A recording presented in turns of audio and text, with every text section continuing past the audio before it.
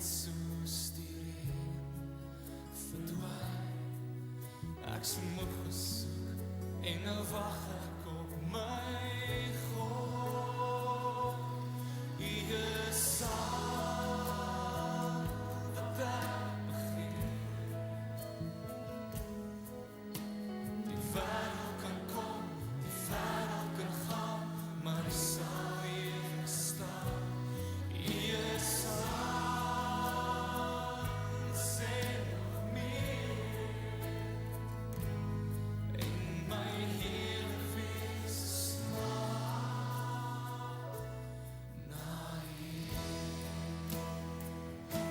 En daarom weet ek daar is geen beter plek vir my as hier by U verlang en begeerte van my hart.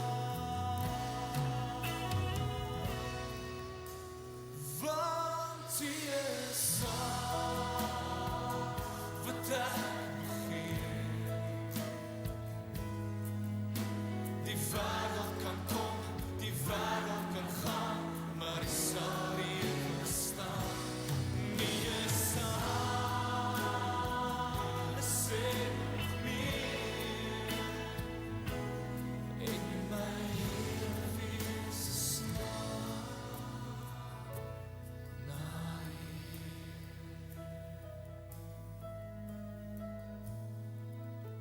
Ek smag na U.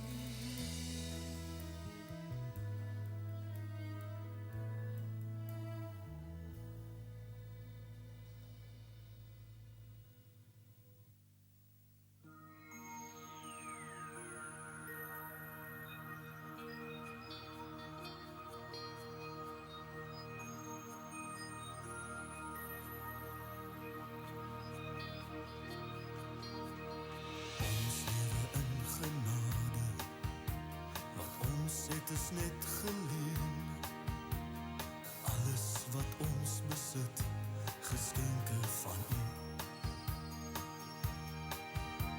U ken al ons geheime, elke droom en ideaal.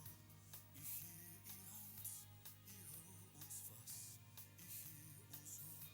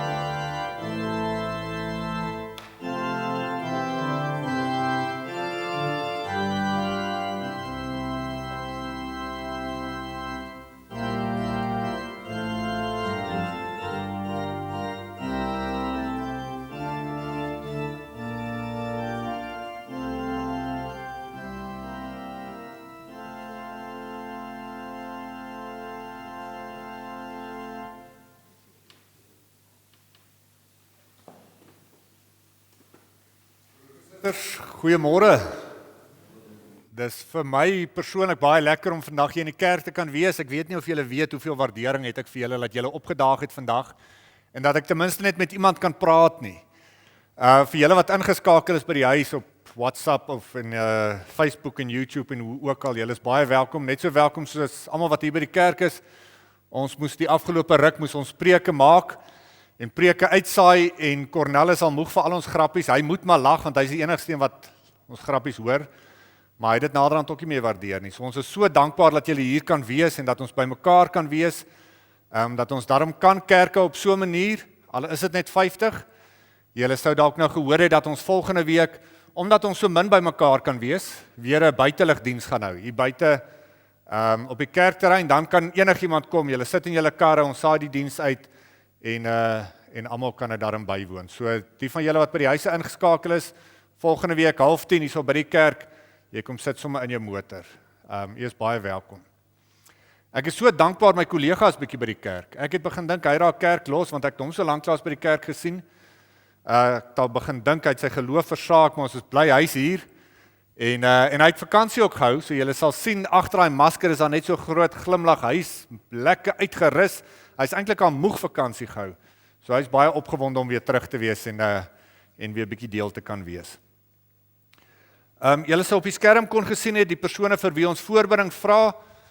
Ag broers en susters, ons sit nie op die skerm die mense wat COVID het nie, want ons weet nie van almal nie. Ek loop baie mense raak by die winkel en vra ek hoe gaan dit, dan sê hulle van, "Joh, dominee, ek was dodelik siek geweest," en dan weet ek nie eers daarvan nie. So weet asseblief, ons bid vir almal. Die van julle wat ons nou weet, het COVID of het COVID gehad, probeer ons daarom so hier en daar kontak maak, maar ons weet nie van almal nie. Daarom vra ons ook maar verskoning, maar ons bid vir julle. Ons dink aan julle in ons gebede. Maar die name wat hier op is mense wat operasies gehad het of ander siektes of dalk in die hospitaal opgeëindig het en baie ernstig siek was aan COVID, dan sal ons dalk hulle name opsit, maar almal van julle is in ons gebede. Dan wil ek net geluk sê vir die persone wat hierdie week verjaar. Daar's niemand wat ouer as 80 is nie. Susan Botha verjaar vandag. So ons sê vir Susan baie geluk en die res van die mense wat hierdie week verjaar. Mag dit vir elkeen van julle 'n mooi dag wees en 'n geseënde jaar en mag julle die teenwoordigheid van die Here ook beleef in hierdie tyd.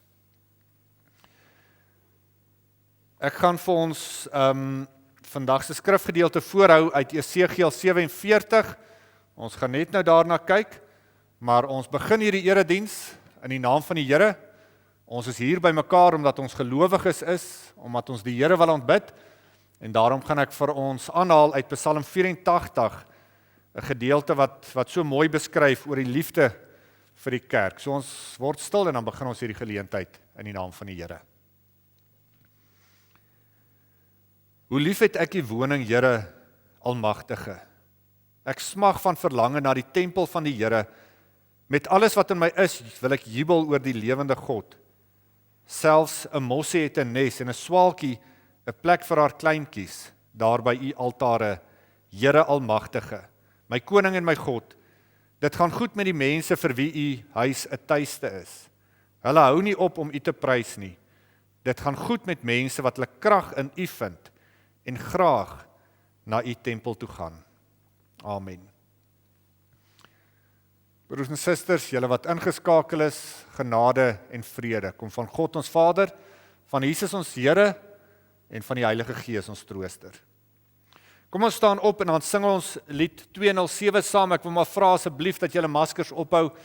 Ons is min en ons is ver van mekaar af, maar asseblief terwille maar van die protokolle, lied 207, die eerste, derde en 5de vers. Eer aan die Vader wat alles gemaak het, eer aan die Seun, ons verlosser en vriend. Vers 1, 3 en 5 van lied 207. Ons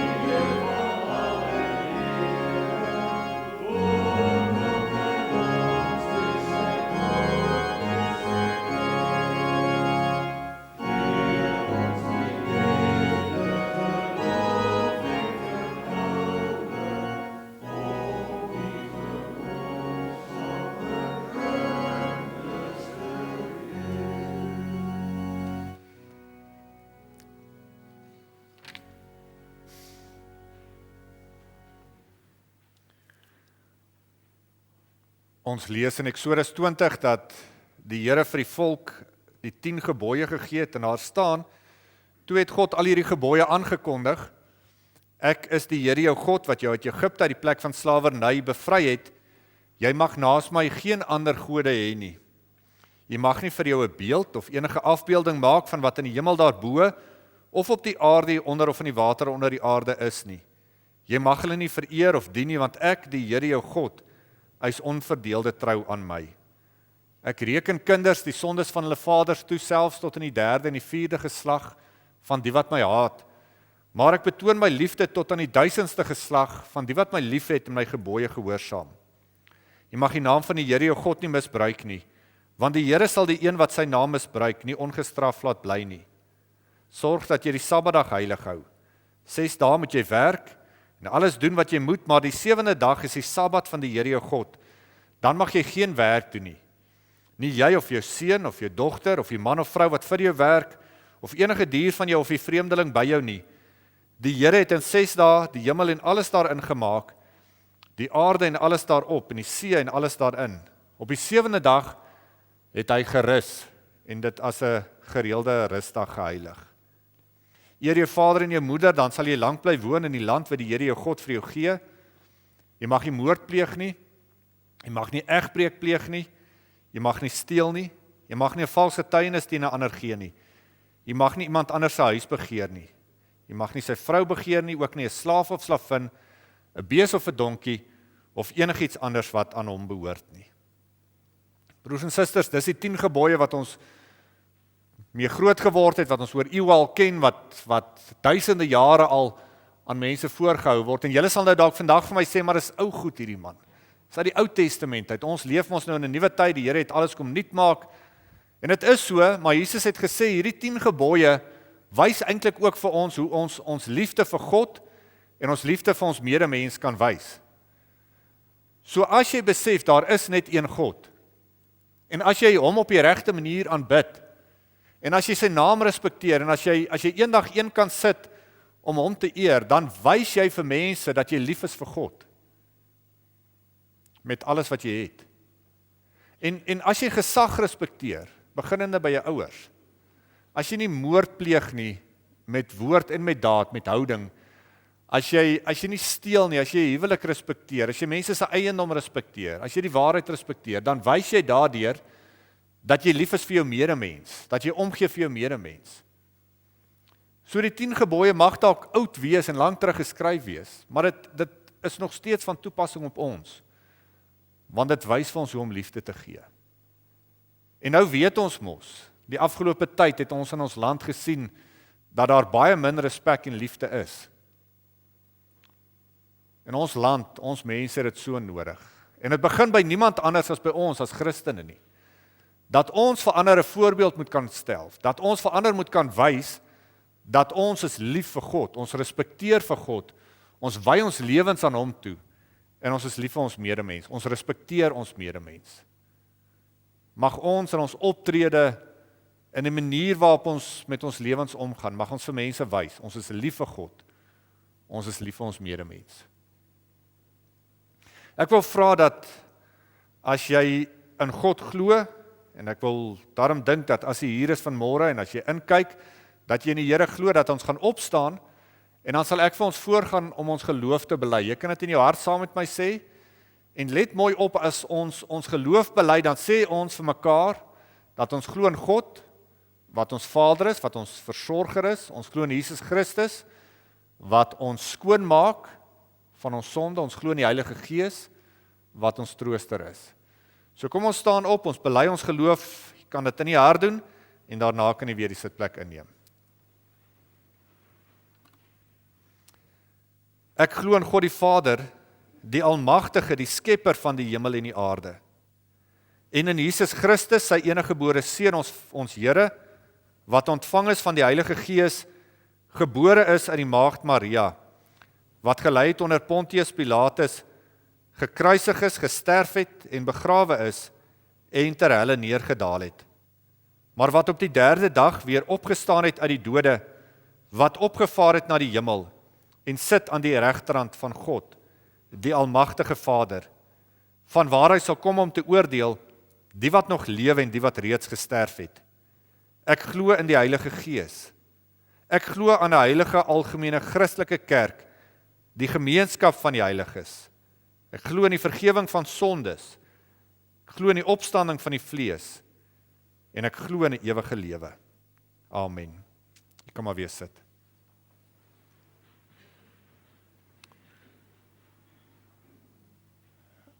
Kom ek bid vir ons saam. Here, wat 'n voorreg om weer in die kerkgebou bymekaar te kan wees. Dis vir ons lekker. Dis vir ons lekker, Here, om na 'n plek toe te kan gaan waar ons U op 'n baie spesiale manier te kan aanbid. Here, mens besef daar's baie lande in hierdie wêreld waar dit nie deur inperkings as gevolg van COVID veroorsaak word dat daar nie kerk is nie, maar daar lande is waar mense wetlik verplig word om nie te mag aanbid nie.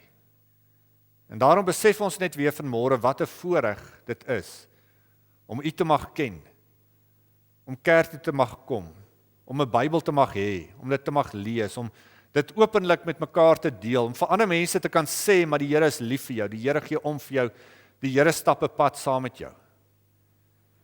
Here, ons het die laaste tyd net weer bewus geword dat U ons Vader is, ons Pa in die hemel, wat vir ons sorg, wat vir ons liefhet, wat alles sal gee vir ons. Dankie Here dat U ons nooit alleen los nie. Dankie Here dat ons weet dat U selfs meer as aardse paas oneindig lief is vir ons. Dankie Here Jesus dat U ons trooster is en in 'n tyd wat ons so baie leer van saniteer en skoonmaak, weet ons U is ons verlosser wat ons skoonmaak van sonde. U was al ons skuld van ons af. U bring vrede vir ons. Heilige Gees, U is by ons elke oomblik, in ons harte en ons gedagtes, om ons, rondom ons, onder ons, bo ons en in ons. Here, en ons beleef dit, veral as dit swaar gaan, veral as ons antwoorde in die lewe soek, veral Here as ons U naby ons nodig het, dan beleef ons Heilige Gees dat U by ons is. Dankie daarvoor, dankie dat ons weet dat U ook elke dag saam met ons is. Here, ons leer U ken op baie maniere, maar veral in die woord. En daarom wil ons graag die woord saam lees ook, want in die woord, Here, openbaar U wil aan ons. In die woord leer ons U op 'n ander manier leer ken. In die woord, Here, word ons lewens en ons gedagtes en ons harte nuut gemaak en oorgemaak en word ons ander mense. En daarom bid ons dat ons, as ons vandag ook saam lees, dat U woord met ons sal praat deur die Heilige Gees. Ons is opgewonde oor U woord. Amen. Broers en susters, ek sal nou vir ons die skrifgedeelte voorhou. Ek wil dalk net eers vir julle die vraag afvra oor wat is die kerk? Ons het mos nou die laaste tyd baie dinge beleef. Ons is nie elke Sondag hier by die kerk bymekaar nie. Julle luister by die huis na hierdie diens of na ander dienste. Ons kry boodskappe op WhatsApp of op hoe ook al. So ons beleef kerk op klomp verskillende maniere. So ek wonder, wat sou julle vir my sê as ek vandag vir julle vra, maar wat is kerk? Wat beteken dit dat ons kerk is? Want die kerk in Hebreë en ons as dominees en miskien julle as lidmate is ook maar onseker oor die toekoms, soos die besigheidsmense en soos julle as lidmate oor wat vorentoe gaan gebeur. Hoe gaan die wêreld vorentoe lyk? Wat gaan ons vorentoe mag en nie mag doen nie? Ons as predikante sit baie keer met hierdie vrae in ons kop om vir onsself te vra, maar gaan kerk aanhou? Gaan mense, nadat hulle nou by die huis was en kerk gekyk het, gaan hulle weer terugkom kerk toe? Ek weet ons is nou vandag min, want ons is beperk, maar sê nou maar die kerk word oopgestel, gaan die mense weer kerk toe stroom? Of is dit lekker om by die huis te kyk? Gaan mense weer terug gaan na hulle eie gemeentes toe, nadat hulle ander boodskappe gehoor het van ander predikers, van ander kerkgroepe? Gaan hulle sê, maar ek waardeer dit meer, gaan hulle terugkom na hulle eie gemeente toe? Gaan kerk ooit weer dieselfde wees in die sin van, dat ons gaan voel ons behoort aan 'n liggaam, aan 'n groep mense, as ons mekaar nie meer kan groet nie, of mekaar 'n drukkie kan gee nie? Dit is so ongemaklik hiervoor, ek weet nooit, mag ek nou, of jy weet, hoe moet mense nou mense groet nie, want mense verskil mos daaromtrent. So gaan dit nou ooit weer dieselfde wees. In die verlede was dit vir my en Daggie altyd so lekker om julle te kan ontmoet hier by die kerk en 'n druk te kan gee of te kan groet en te kan gesels. En nou is my so half, jy hou 'n bietjie afstand want mens weet nie eintlik nie. Gaan dit ooit weer dieselfde wees? Gaan kerke finansiëel kan oorleef? Ons is baie dankbaar dat dit goed gaan by ons gemeente, maar baie dominees vra die vraag. Die mense sê vir ons dat dit in COVID-tyd laas jaar goed gegaan, baie mense het baie mooi bydraes gemaak, maar dit lyk vir die laaste tyd gaan dit weer 'n bietjie af. So die dominees wonder, gaan dit finansiëel volhoubaar wees vorentoe? Wat gaan gebeur met kerk wees? Hoe gaan kerk vorentoe wees? En ek het 'n vermoede, as mens wonder oor die toekoms van die kerk, hang dit baie af oor jou prentjie van die kerk, oor hoe jy kerk sien. Mense het baie verskillende prentjies van kerk. Baie mense sê die kerk is vir hulle soos 'n garage, soos 'n petrolstasie, nê. Ek gaan kry my petrol vir die week. Het julle dit al gehoor? Mense sal sê ek gaan kerk want ek kry my petrol vir die week. So ek moet dalk so aan die begin van die diens net vra unleaded of diesel of hoe werk dit? Maar mense kom kerk toe en hulle sê as ek nie in die kerk was nie, voel dit vir my ek het nie my petrol gekry vir die week nie. Dit gee my krag vir die week. Maak dat ek my week kan deursien. En as ek nie op 'n Sondag in die kerk was nie, sê hulle dan voel dit vir hulle mis iets. Dis asof hulle minder krag het vir die week. Ander mense sien die kerk so bietjie soos 'n geestelike gym. Dis hier waar hulle geestelike die eisters kom pomp om bietjie sterk te word in die geloof. Nie om weer opgebou te word. Om ingeoefen te word om hierdie wedloop van die lewe met volharding te kan hardloop tot op die eindpunt. Ander mense sê die kerk is vir hulle soos 'n hospitaal. As hulle siek is die kerk vir hulle 'n wonderlike plek, is daar waar daar vir hulle gebid word. Die kerk is daar waar hulle emosioneel gesond kan word. Die kerk is vir hulle 'n plek waar hulle versorging kan kry en innerlike troos kan kry en vir fisiese kwale gebed kan kry. Vir ander mense is die kerk soos 'n biegkamer. Ons het nou nie so biegkamers soos die Rooms-Katolieke nie, maar vir baie mense is die kerk 'n plek waartoe ek kan kom, wat ek vir die Here kan kom sê ek is jammer oor die goed wat ek hierdie week aangevang het. En ek kan nie uitstap na 'n erediens en ek kan skoon gewas voel, ek kan voel my sondes is vergewe, ek kan voel ek kan aangaan met my lewe want ek is skoon gewas. So mense het verskillende prentjies van die kerk. En nou sê geleerdes vir ons dat in die Bybel self is daar maklik 100 verskillende beelde van kerk en van kerk wees. 'n Hele klomp beelde. Nou beelde help ons om iets te verstaan van kerk wees. So is daar in die Bybel byvoorbeeld die beeld om te sê die kerk, gemeente is 'n gebou van God. En die hoeksteen van die gebou is Jesus Christus. Die hele kerk word eintlik op Jesus Christus gebou. En dis wat die kerk stewig maak, dis wat maak dat die kerk kan aangaan en elkeen van ons is 'n steen in hierdie groot gebou, in die gebou van die kerk. Die ander beeld wat gebruik word in die Bybel is die van 'n liggaam, net daar in 1 Korintiërs 12. Dat die kerk is soos 'n liggaam met verskillende dele. En weer eens is Jesus Christus is die hoof van die kerk en elkeen van ons, of jy nou jonk is en of jy oud is of hoe jy ook al is deel van hierdie liggaam. En elkeen het 'n funksie. Elkeen het 'n doel in die kerk. Elkeen moet iets doen in die kerk. Ons is die liggaam van Christus. Die ander beeld wat gebruik word wat vir my baie mooi is dat die kerk is 'n huisgesin. Nee, soos wat julle as gesin dalk hier bymekaar is of daar by die huis is, sê die Bybel die kerk is 'n huisgesin. Dis hoekom ons hier by die kerk vir mekaar kan sê broers en susters. Want ons behoort eintlik aan 'n geestelike familie. En in hierdie geestelike familie verskil ons van mekaar. En die van julle wat in 'n gesin is sal weet, in 'n gesin beklei jy partykeer met mekaar, maar jy bly 'n gesin. En 'n gesin kyk na mekaar, en 'n gesin gee om vir mekaar, en in 'n gesin het elkeen sy plek en sy rol en sy funksie ook. En weer eens die hoof van die gesin is God. Dit is 'n mooi beeld eintlik. 'n Gesin wat verskil, maar elkeen het 'n plek. En dalk net die laaste beeld wat ek vir julle wil voorhou, is dat die Bybel praat daarvan dat die kerk die bruid is.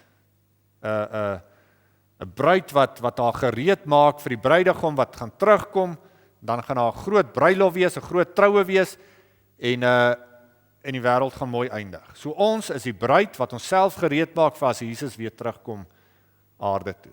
'n Klomp beelde, 'n klomp prentjies, wat ons 'n idee gee van wat kerk is. Nou, die beelde wat ons het, byvoorbeeld om te sê die kerk is soos 'n petrolstasie waar ek my petrol kry, of is 'n gym waar ek nou sterk word in die geloof, of is 'n hospitaal waar ek gesond kan word, of is 'n biegplek waar ek my sondes kan bely. Is goed en is mooi en is reg. Maar die probleem met hierdie beelde, wat ons baie keer in ons kop het, is dat dit gaan alles oor myself. Ek kom kry my petrol vir my week wat voor lê. En ek kom kerk toe sodat ek gesond kan word. Of sodat my sondes vergewe kan word.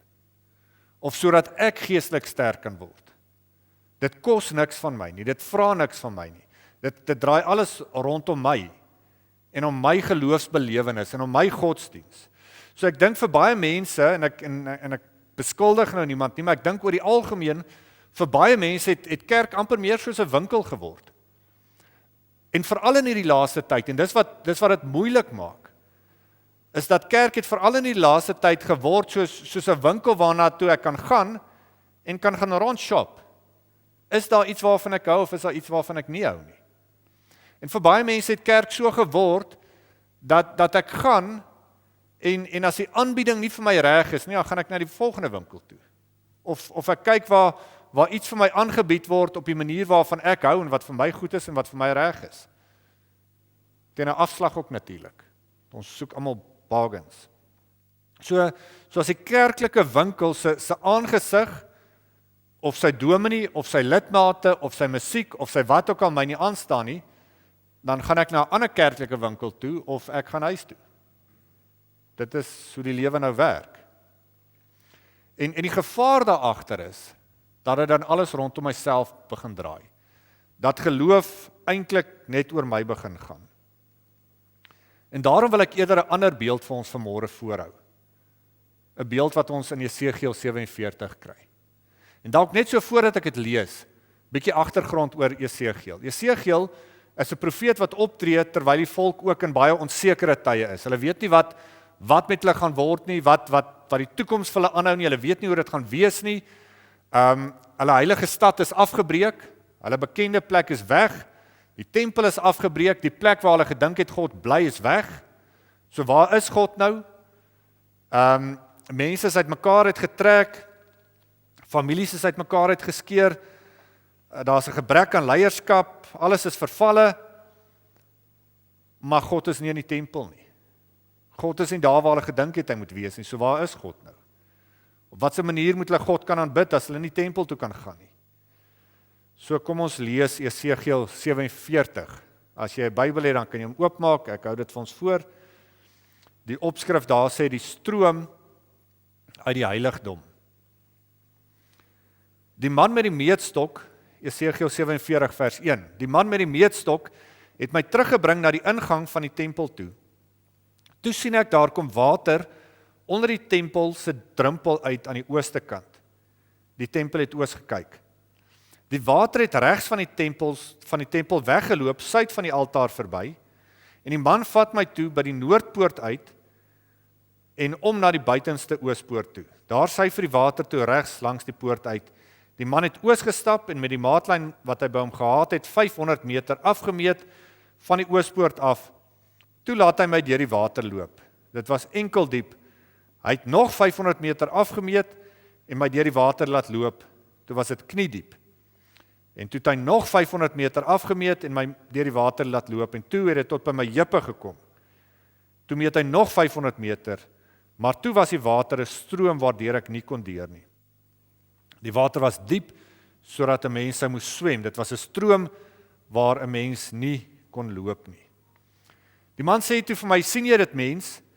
Hy laat my toe allangs die stroom terugstap. En terwyl ek so terugstap, sien ek daar staan groot hoë bome weerskante op die stroom se wal. Die man het vir my gesê, hierdie water loop weg na die streek oos toe en af na die Jordaanvallei toe waar dit in die dooie see sal inloop. Wanneer dit in die dooie see inloop, sal die water van die dooie see vars word. Waar die stroom ook kom, sal dit wemel van al die soorte diere en sal daar baie vis wees. Die water loop af na die dooie see toe en sal die see vars maak. Waar die stroom kom, sal alles lewe.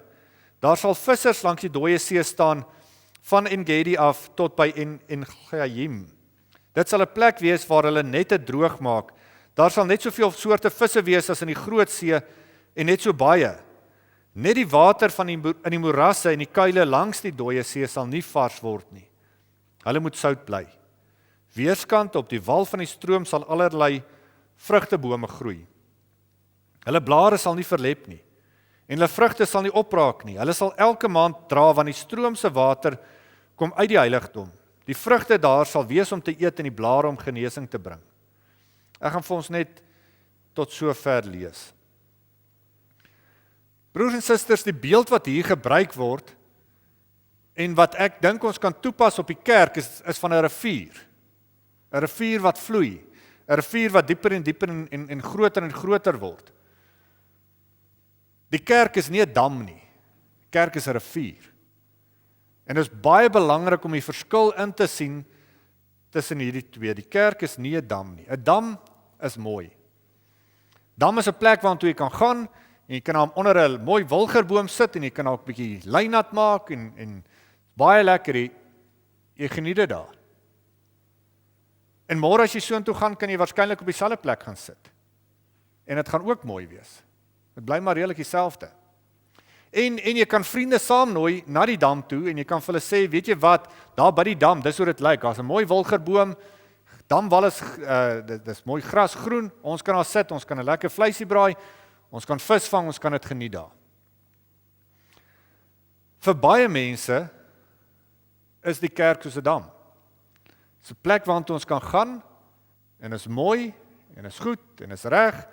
En volgende week as ons weer terugkom, is dit maar nog steeds dieselfde en is nog steeds goed en is nog steeds reg en is nog steeds mooi. Ons kan mense saambring kerk toe. Ons kan vir hulle sê dis wat jy by die kerk gaan kry. Dis hoe dit gaan wees. Dis rustig en is stil en is gewoonlik dieselfde. Maar volgens hierdie gedeelte wat ons gelees het, is die kerk eerder 'n rivier. 'n Rivier wat beweeg en 'n rivier wat verander. En 'n rivier wat vorentoe gaan. 'n Rivier wat nie altyd rustig en kalm is nie. Ek wil net so 3 punte uithaal uit hierdie beeld van die rivier wat Jesegiel hier aan ons voorhou. En die eerste ding wat belangrik is wat ons by Jesegiel kan leer is dat hierdie rivier begin by God. Kerk begin by God. Kerk begin nie by my nie. Kerk begin by God. Die water vloei uit die tempel uit, by God se teenwoordigheid. En is so belangrik, broers en susters, dat ons dit moet verstaan, dat kerk wees, gaan nie in die eerste plek oor my nie. Dit gaan oor God, en om God te verheerlik, om sy naam groot te maak. Geen kerk kan bestaan, as dit nie by God begin nie. Geen kerk kan bestaan, as God nie die middelpunt is nie. Geen kerk kan bestaan, as dit nie oor God gaan en oor sy verheerliking nie. So ons moet onsself afvra, is my belewenis van kerk, en is dit wat ek hier kom doen, gaan dit oor my, of gaan dit oor God? Dis die eerste punt. Die tweede punt is, God bly nie in die tempel nie. Dis wat Jesegiel vir sy mense gesê het. God bly nie in die tempel nie. Hulle was totaal en al omver gegooi, want hulle tempel is afgebreek en hulle het gedink, God is weg. God bly nie in die tempel nie, hy bly ook nie in die kerk nie. Die kerk is 'n baie, baie spesiale plek waar ons God kan aanbid. En dit is vir ons lekker om hier by die kerk te wees, maar God bly nie net hier nie. God is ook daar by die huis, waar jy ook maar jou petrol vir die week kan kry. God is by die huis, of by die werk, of waar ook al, waar jy jou genesing nodig het, en waar jy met jou sondes kan kom bieg, en waar jy jou geestelike kragte kan oefen. Hy is oral teenwoordig, nie net in die kerk nie. Dis die tweede punt. En die derde punt is, waar die rivier beweeg, waar die kerk beweeg, bly niks dieselfde nie. Ons styl by die gemeente is goed en is mooi en is reg, en dit hoef nie te verander nie. Maar ons as mense moet verander. Ons as mense kan nie elke week kerk toe kom, en elke week die Bybel lees, en elke week 'n boodskap hoor, maar dit verander ons nie. Ons lewens bly maar net dieselfde nie. Waar die rivier beweeg, bly niks dieselfde nie. Die omgewing verander, mense verander, mense word gesond, soms is dit fisies, soms is dit geestelik, soms is dit emosioneel, maar mense kan nie dieselfde bly nie. Daar waar die Gees beweeg, groei mense en verander mense. Die rivier bring lewe waar daar voorheen nie lewe was nie. Die rivier verander mense. Die Bybel praat hier van die dooie see. Nou die dooie see word nie vir nie die dooie see genoem nie. Ek dink die soutinhoud, as ek nou reg onthou, is iets soos 84%. En julle het dalk al foto's gesien van mense wat so in die dooie see agteroor lê en dryf en koerant lees. Want die see is so dig van al daai soutinhoud dat mense sink daarin nie.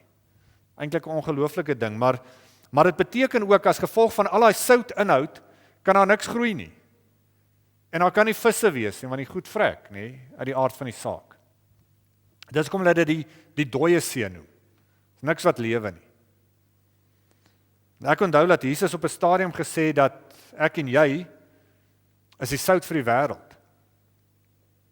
Maar mens kan nie net sout opbou en opbou en opbou en jy gebruik dit nie. Sout kan iets smaak gee. Sout kan iets gesond maak.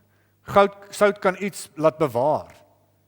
Maar as jy net opbou en opbou en opbou en jy gebruik dit nie, dan help dit nie. Dan word dit naderhand soos 'n dooie see wat dinge nie meer kan lewe nie. Sout moet uitgegee word. Sout moet gebruik word. Broers en susters, as ons so godsdienstig is en hierdie sout so vir onsself wil hou, dan gaan ons ook maar soos 'n dooie see raak. Ons moet uitreik, ons moet na mense toe gaan. Ons moet die wêreld rondom ons verander. So ek vra weer vanmôre vir jou, hoe sien jy kerk? Wat 'n prentjie het jy van die kerk? Hoe beleef jy kerk? Ons wonder nog steeds oor hoe die toekoms van die kerk gaan wees.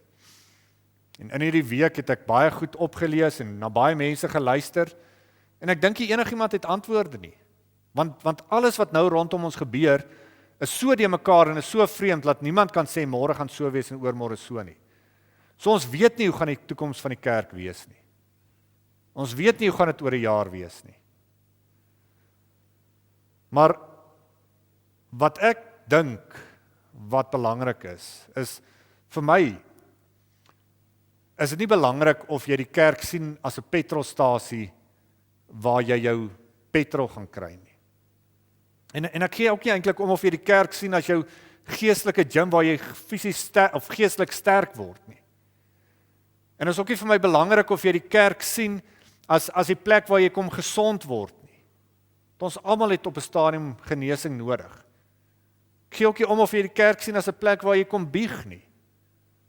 Ek dink almal van ons het maar sondes wat ons moet bieg ook. En ek gee ook nie om of jy kerk kyk op sosiale media en of jy hier is en of jy ander kerkgroepe kyk en of jy ander dienste ook luister of wat ook al nie. Maar jy kan nie jou petrol net vir jouself hou nie. Jy kan nie die kerk sien as 'n petrolstasie wat ek my petrol kry, maar ek hou dit net vir myself nie. En jy kan nie die kerk sien as 'n gym waar ek geestelik sterk word, maar ek hou dit net vir myself nie.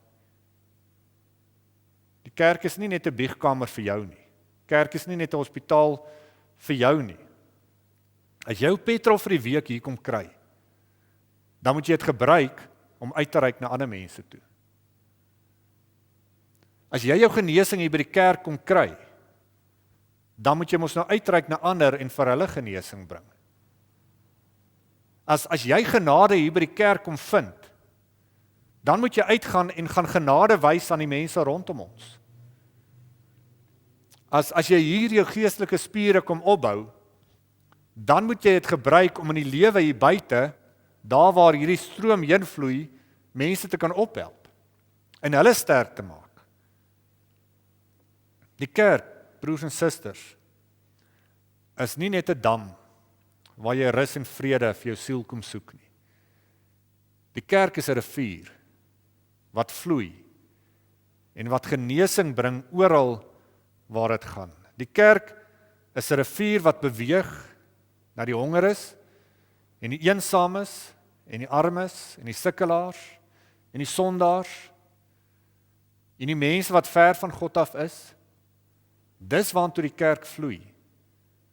So dit maak nie regtig saak hoe die kerk oor 'n week of 'n jaar of 10 jaar gaan lyk nie. Solank die kerk altyd beweeg na buitentoe en 'n verskil maak daar waar ons is. Of dit nou by die huis is of by die skool, in jou gesin, by jou werksplek.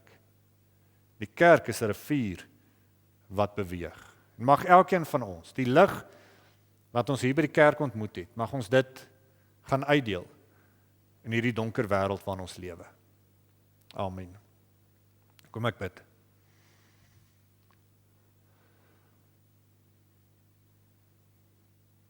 Here, baie dankie dat U nie net in die tempel is nie. En dankie dat U uitgereik het na ons toe. Dat U lewenswater ook by ons uitgekom het, sodat ons U kan ontmoet het. Of dit nou was toe ons klein was, of ons U later ontmoet het, of ons U in die kerk ontmoet het, of op 'n kamp, of in ons binnekamer, U water het by ons uitgekom. U water het ons skoon gewas. U water het vir ons genesing gebring. U water het vir ons hoop gebring. U water het vir ons 'n visie vir die toekoms gebring. En daarom wil ons bid, Here, ons wat nou deel geword het van hierdie rivier, dat ons dit ook sal uitdra na die mense rondom ons toe. Mag ons die krag wat ons hier by die kerk kry, en die genade wat ons hier kry, en die vrede en die genesing, mag ons dit gaan uitdeel. En mag ons gemeente ook soos 'n rivier wees wat vloei na ander toe. Mag ons vir hulle ook genesing bring. Mag ons hulle geestelike en fisiese behoeftes voed. Mag mense vir mekaar sê ons wil naby aan die rivier wees, want daar is lewe. Daar is verandering. Daar verander mense se lewens sodat hulle in 'n verhouding met God kan lewe. Dankie Here dat ons deel kan wees van hierdie rivier. Ons bid vir ons gemeente, maar nie net vir hierdie gemeente nie, ons bid vir al die ander kerke in ons omgewing en in die land en in die wêreld. Here, daar's baie kerke met wie dit swaar gaan.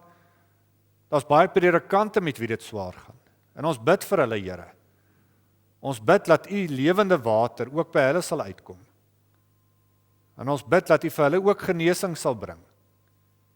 En laat dit weer sal groei, sodat ander mense U kan ontmoet. Baie dankie vir ons gemeente. Dankie Here vir mense wat so lojaal is aan hierdie gemeente en soveel ondersteuning bied aan die predikante en aan die gemeente. Dankie Here vir mense wat lojaal bly en getrou bly en inskakel en deelneem en help waar hulle kan. Ons wil bid vir ons toekoms ook van Efrata. Here, mag hierdie gemeente ook soos hierdie rivier wees, sodat mense ook by U kan lewe en genesing vind. Ek bid dit vir ons in Jesus se naam. Amen. Broers en susters, ek het in die week kritiek gekry omdat ek te lank gepreek het, so julle sien ek kan kort preek ook. Ons gaan afsluit met lied 509. Kom ons sing die eerste en die 4de vers. Op berge en in dale en oral is my God. Lied 509, vers 1 en vers 4 as 'n slotlied. Kom ons staan.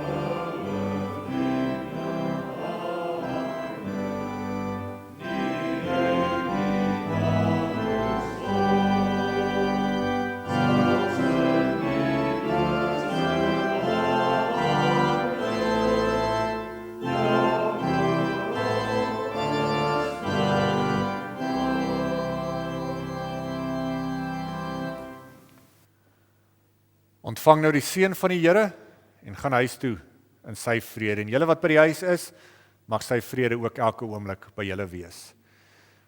Mag die Here jou seën, mag die Here jou beskerm, mag die Here tot jou redding verskyn en jou genadig wees, en mag die Here jou gebede verhoor en jou seën met sy vrede.